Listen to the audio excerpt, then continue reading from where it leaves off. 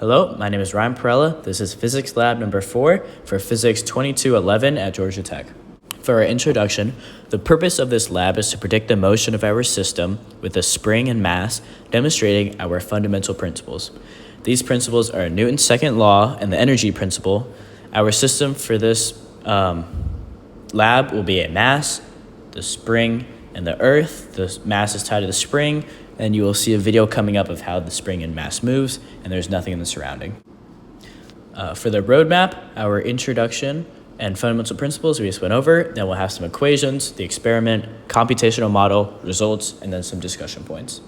For our equations, we have kinetic energy, which equals 1/2 mv squared, potential gravitational energy, mgy, y is our height, potential spring energy, 1/2 ks times s squared, s equals L minus L naught. The total energy is those three values added together. Force of gravity, 0, minus mg, 0, that vector. We've gone over velocity update and position update in previous labs. Now our period of oscillation, t equals 2 pi times the square root of m over k. That's going to equal right around 1.5 or 1.6 seconds, depending on whether you use your y value or your x value to calculate that. And that will change your spring constant, which is k, which equals 4 pi squared, multiplied by m all over the time, t. And then by setting gravity and spring constant, those forces equal to each other, you get those three formulas at the bottom. The initial conditions for our experiment, initial time equals 0. Initial velocity is 0. Our initial position is negative 0.112, negative 0.632, and then 0 in the z direction. That's in meters. Gravity is 9.8 meters squared. Meters divided by seconds squared. Mass is 0.402 kilograms. And our L naught is 0.123 meters. Here is the video of our experiment. You can see that once the spring begins to move, it oscillates up and down and has the different forces acting on it. Now, this is the same video with tracker data tracking the different positions of the mass as it oscillates back and forth. It tracks the position, y, x, and we can get a lot of very useful data from this, which we'll go over in our coding. As you see, it oscillates back and forth, and each tracking dot shows information about it.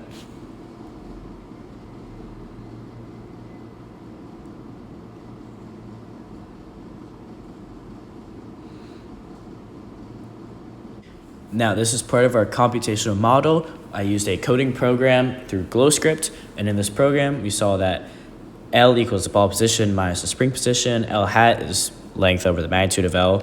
S is magnitude of L minus L initial. And then under that, we have our different formulas for different energies. Kinetic energy, 1/2 ball mass times the magnitude of the ball velocity squared. UG is ball mass times G times position Y. US is 1/2 ks times s squared. These are the same formulas that went in the beginning. And take note about how energy equals k plus us plus ug. Those are three energies totaled. This next set of code is our computational set. Take note about how the different forces are defined, not just the energies, but the forces themselves, and how these are used to find the ball's velocity and the ball's position. And at the bottom, the change in energies is found by taking the final energy minus the initial energy. After using our code to find the model and our tracker video to find the experimental positions versus time and our x, you can see how they're very close together but not evenly lined up. Then our y position versus time, same thing, they're close, not the exact same. However, take note that the y has a greater difference in experimental versus computational. This graph has all the different changes of energy, and the delta E, change in total energy, is that yellow-orange line, right, the 0, and we can see that the change in energy always equals 0 because there's no work being done in the system. So while the different energies go up and down, they all combine to be 0 at all points in time. First discussion point, is the energy principle satisfied? Yes, because all the change in energy is always 0.